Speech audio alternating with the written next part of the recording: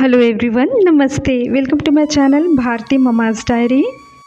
कथा इस प्रकार है। पवित्र श्रीमद् देवी भागवत महापुराण के अनुसार दनु के रंभ और करंभ नामक दो पुत्र थे। वह दोनों ही दानव अत्यधिक विख्यात महापराक्रमी थे।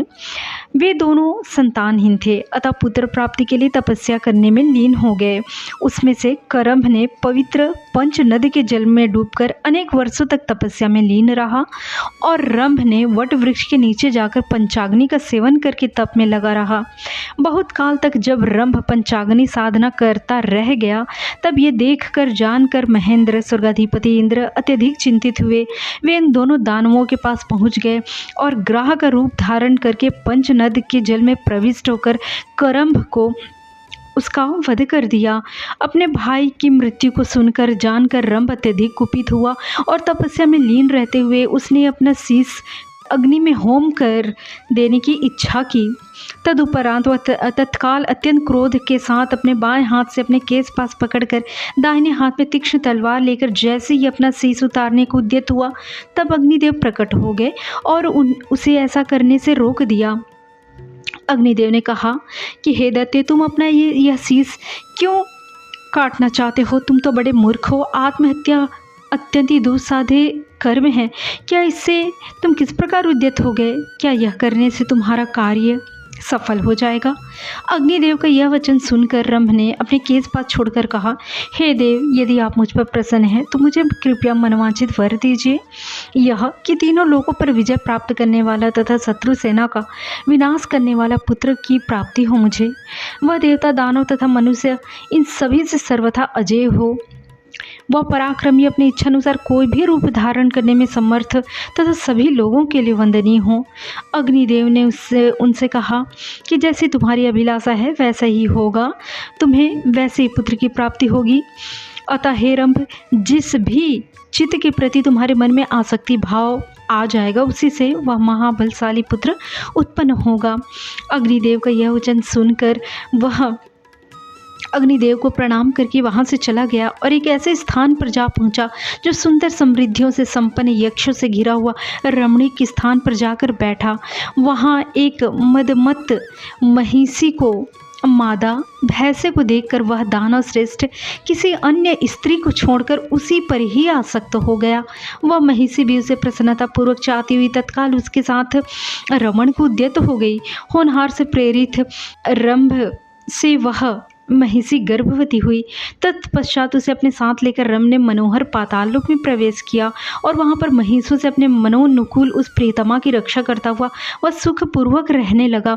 किंतु अन्य दूसरे महिष की कुदृष्टि उस सुंदर महिषी पर पड़ी और उसकी रक्षा करते हुए रंभ ने उस महिष पर तेज प्रहार आरंभ किया, किंतु उस महिष के द्वारा तीक्ष्ण सिंगों से हृदय स्थल में गहरी चोट पहुंचाने के कारण रंभ शीघ्र ही मूर्छित होकर पृथ्वी पर गिर पड़ा और मर गया।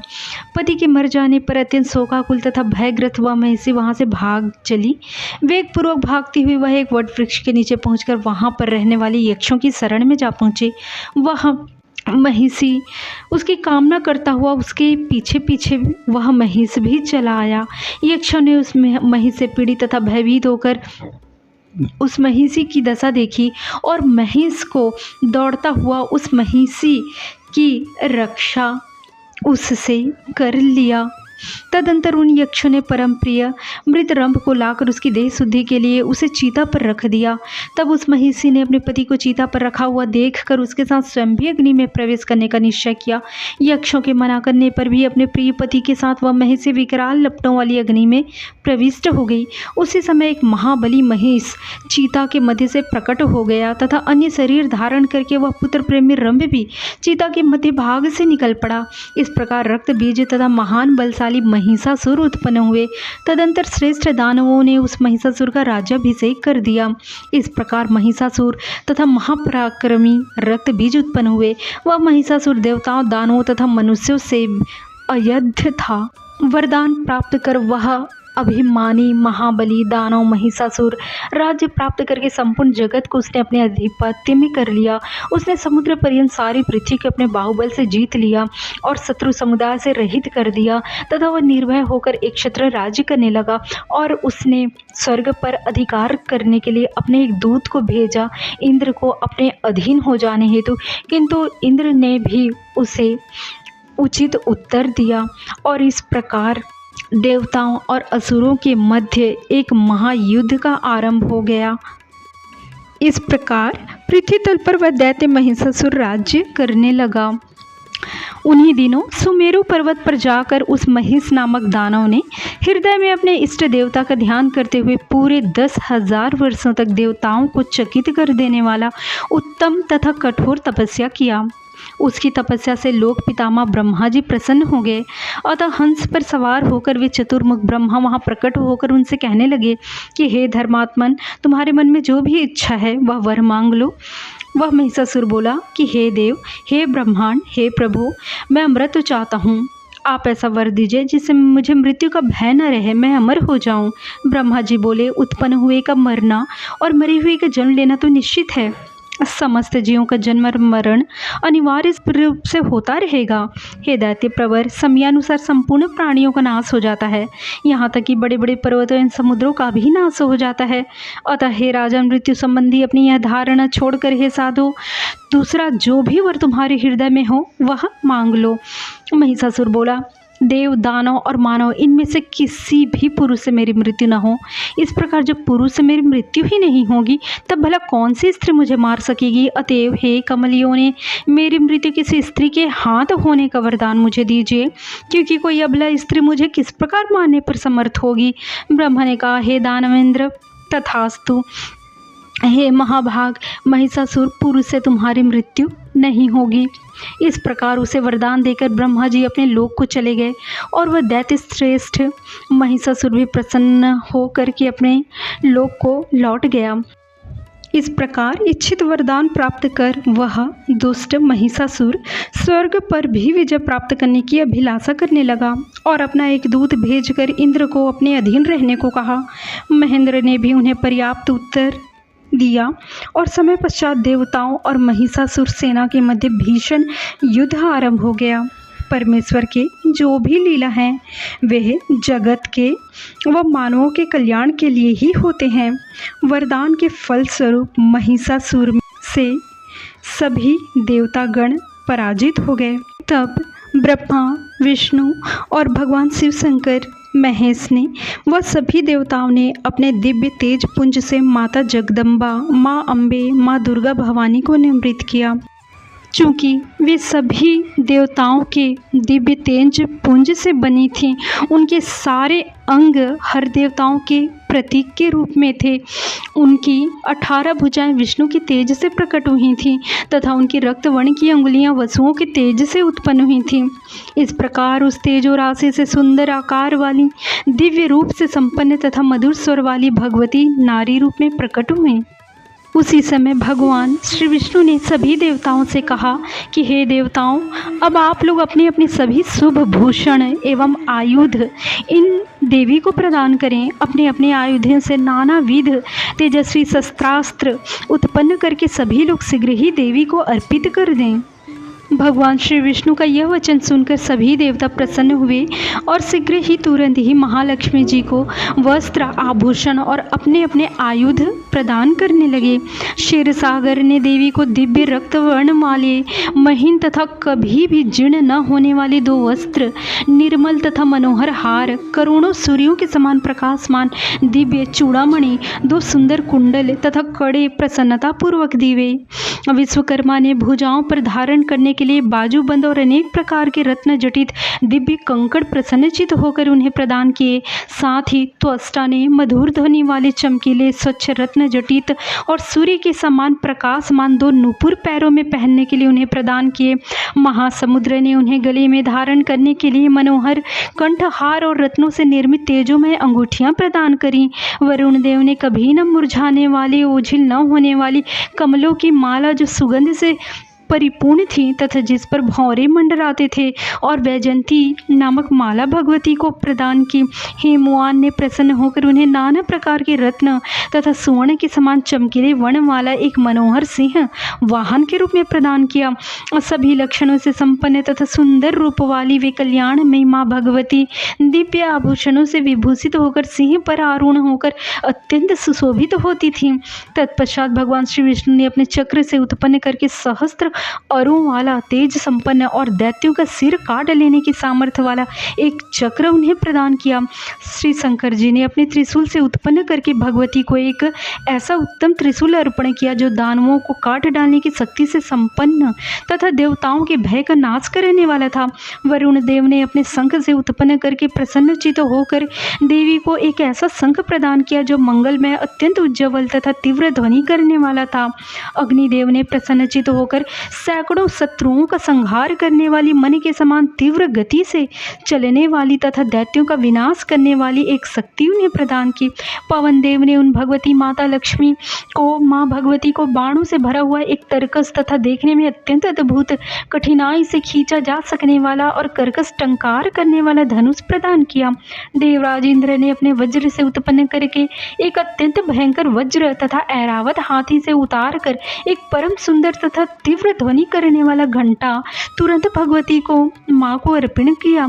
यमराज ने अपने काल दंड से आविर्भूत एक ऐसा दंड भगवती को अर्पित किया जिससे वे समय आने पर सभी प्राणियों का अंत करते थे। ब्रह्मा जी ने गंगा जल से परिपूर्ण दिव्य कमंडलू और वरुण देव ने अपने पास उन्हें प्रसन्नता पूर्वक प्रदान किया। काल ने महालक्ष्मी को खड्ग तथा ढाल दिए और विश्वकर्मा ने उन्हें तीक्ष्ण परशु अर्पण किया। कुबेर ने भगवती को एक सुवर्ण में पान पात्र तथा वरुण ने उन्हें दिव्य तथा मनोहर कमल पुष्प प्रदान किए। प्रसन्न मन वाले तो स्टा ने सैकड़ों घंटों के समान ध्वनि करने वाली और दानवों का विनाश कर डालने वाली कौमुदकी नामक गदा उन्हें प्रदान की। साथ ही उन तो स्टा ने जगत जननी भगवती महालक्ष्मी को, माँ भगवती को, माँ दुर्गा भवानी को अनेक प्रकार के अस्त्र तथा अभेद्य कवच प्रदान किए और सूर्य देव ने उन्हें अपनी किरणें प्रदान की। इस प्रकार सभी आयुधों तथा आभूषणों से युक्त उन भगवती को देखकर देवतागण अत्यंत विस्मित हुए और अत्यधिक प्रसन्न हुए। त्रैलोक्य मोहिनी उन कल्याणकारिणी देवी की स्तुति करने लगे। वे देवता उनकी स्तुति व स्तवन करने लगे। शिवा को नमस्कार है, कल्याणी, शांति और पुष्टि देवी को बारंबार नमस्कार है, माँ भगवती को नमस्कार है, देवी रुद्राणी को निरंतर नमस्कार है, आप काल रात्रि अम्बा तथा इंद्राणी को बार बार नमस्कार है, आप सिद्धि, बुद्धि, वृद्धि तथा वैष्णवी को बार बार नमस्कार है। पृथ्वी के भीतर स्थित रहकर जो पृथ्वी को नियंत्रित करती हैं किंतु पृथ्वी जिन्हें नहीं जान पाती, उन परा परमेश्वरी की मैं वंदना करता हूँ। जो माया के अंदर स्थित रहने पर भी माया के द्वारा नहीं जा सकी तथा जो माया के अंदर विराजमान रहकर उसे प्रेरणा प्रदान करती हैं, उन जन्म रहित तथा प्रेरणा प्रदान करने वाली भगवती माँ शिवा को हम नमस्कार करते हैं। हे माता, आप हमारा कल्याण करें और शत्रुओं से संत्रस्त हम देवताओं की रक्षा करें। आप अपने तेज से इस मोहग्रस्त पापी महिषासुर का वध कर डालें। यह महिषासुर दुष्ट, घोर, मायावी, केवल स्त्री के द्वारा मारा जा सकने वाला, वरदान प्राप्त करने से अभिमानी समस्त देवताओं को दुख देने वाला तथा अनेक रूप धारण करने वाला महादुष्ट महापापी है। हे भक्त वत्सले, एकमात्र आप ही सभी देवताओं की शरण है। दानव महिषासुर से पीड़ित हम देवताओं की आप रक्षा कीजिए। हे माता, हे देवी, आपको नमस्कार है। इस प्रकार सब देवताओं की स्तुति करने पर समस्त सुख प्रदान करने वाली माँ भगवती महादेवी मुस्कुराकर उन देवताओं से यह मंगल वचन कहा। हे देवतागण, आप लोग मंद बुद्धि महिषासुर का भय त्याग दें। मैं वर पाने के कारण अभिमान में चूर तथा मोहग्रस्त उस महिषासुर को आज ही रण में मार डालूंगी। यह कहकर माता भगवती अत्यंत उच्च स्वर में हंस पड़ी। इस संसार में यह बड़ी विचित्र बात है कि यह सारा जगत ही भ्रम तथा मोह से ग्रसित है। ब्रह्मा, विष्णु, शिव, इंद्र आदि तथा अन्य देवता भी महिषासुर से भयभीत हो गए हैं। हे श्रेष्ठ देवताओं, दैव बल बड़ा ही भयानक और दुर्जय है। काल ही सुख और दुख का करता है। यही सबका प्रभु तथा ईश्वर है। सृष्टि, पालन तथा संहार करने में समर्थ रहते हुए भी ब्रह्मा आदि मोहग्रस्त हो गए, कष्ट भोगते हैं और महिषासुर के द्वारा सताए जाते हैं। भगवान के जो भी लीला है जगत के कल्याण मात्र के लिए ही होते हैं। ऐसा कहने के पश्चात देवी अट्टहास करने लगी। उस अट्टहास का महाभयानक गर्जन दानवों को भयभीत कर देने वाला था। उस अद्भुत शब्द को सुनकर पृथ्वी कांपने लगी। सभी पर्वत चलायमान हो उठे और अगाध महासमुद्र में विक्षोभ उत्पन्न होने लगा। उस शब्द से सुमेरु पर्वत हिलने लगा और सभी दिशाएं गूंज उठीं। उस तीव्र ध्वनि को सुनकर सभी दानव भयभीत हो गए। सभी देवता परम प्रसन्न होकर आपकी जय हो, हमारी रक्षा करें, ऐसा उन देवी माँ भगवती से कहने लगे। अभिमान में चूर महिषासुर भी वह ध्वनि सुनकर क्रुद्ध हो उठा और उसने अपने एक दूत को माता भगवती के पास में भेजा, किंतु माता भगवती ने उस दूत को विपरीत संदेश दिया और विचित्र संदेश दिया। और जिस प्रकार से उसने अपने स्वामी के पास जाकर माता का वर्णन किया, वह कामग्रस्त होकर माता को दुर्वचन कहने लगा। तथापि माता ने उसे एक अवसर दिया पाताल में जाकर बस लेने का, किंतु विपरीत वह माता को विभिन्न प्रकार के दुर्वचन कहने लगा और अंततः माता और उस दुष्ट पापी नीच महिषासुर के मध्य भीषण युद्ध हुआ और अंततः माता ने उसका संहार कर दिया। स्वयं ब्रह्मा, विष्णु, महेश और इंद्र भी माँ भगवती के यथार्थ रूप को बता पाने में समर्थ नहीं हैं। वे देवी नित्य स्वरूपा और सदा ही सर्वत्र विराजमान रहती हैं। वे एक होती हुई भी गुरुतर कार्य पड़ने पर देवताओं का कार्य सिद्ध करने के लिए नाना प्रकार के रूप धारण कर लेती हैं। जिस प्रकार नाटक का कोई नट एक होता हुआ भी रंगमंच पर जाकर लोगों के मनोरंजन हेतु अनेक विविध रूप धारण कर लेता है, उसी प्रकार रूप रहित तथा निर्गुणा होती हुई भी भगवती देवताओं का कार्य संपन्न करने के लिए अपनी लीला से अनेक सगुण रूप धारण कर लिया करती हैं और किए जाने वाले कर्म के अनुसार धातु अर्थ गुण संयुक्त अनेक गौण नाम पड़ जाते हैं। देवता माता की स्तुति करने लगे। हे अम्ब, हे जगत जननी, अब आप हमारे मन में अपने प्रति ऐसे अविचल भक्ति स्थापित कीजिए कि हम सदा आपके चरण कमल का स्मरण करते रहें। माता, आप ही अपनी संतान के हजारों अपराध सह सकती हैं। ऐसा बोध कर लोग जगत की उत्पत्ति स्वरूपा भगवती की उपासना क्यों नहीं करते। इस देह रूपी वृक्ष पर जीवात्मा और परमात्मा रूपी दो पक्षी रहते हैं, उन दोनों में सर्वदा मित्रता बनी रहती है, किंतु उसका तीसरा सखा ऐसा कोई भी नहीं है जो अपराध को सह सके। अतएव यह जीव आप जैसे मित्र को त्याग कर क्या करेगा। देवताओं और मानवों की योनि में वह प्राणी पापी, मंदभागी और अधम है जो अत्यंत दुर्लभ देह पाकर भी आपका स्मरण नहीं करता। हम मन, वाणी और कर्म से बार बार यह सत्य कह रहे हैं कि सुख अथवा दुख प्रत्येक परिस्थिति में एकमात्र आप ही हमारे लिए अद्भुत शरण हैं। हे देवी, हे माँ, आप अपने समस्त श्रेष्ठ आयुधों द्वारा हमारी निरंतर रक्षा करें। आपके चरण कमलों की धूलि को छोड़कर हमारे लिए कोई दूसरा शरण नहीं है। इस प्रकार देवताओं की स्तुति करने पर भगवती माँ जगदम्बा वही अंतर्धान हो गई। बोलो माँ दुर्गा भवानी की जय। जय माँ अम्बे। आप सभी को चैत्र नवरात्रि पर्व की हार्दिक शुभकामनाएं। जय माँ Ambe. Thank you for watching. जय श्री कृष्ण।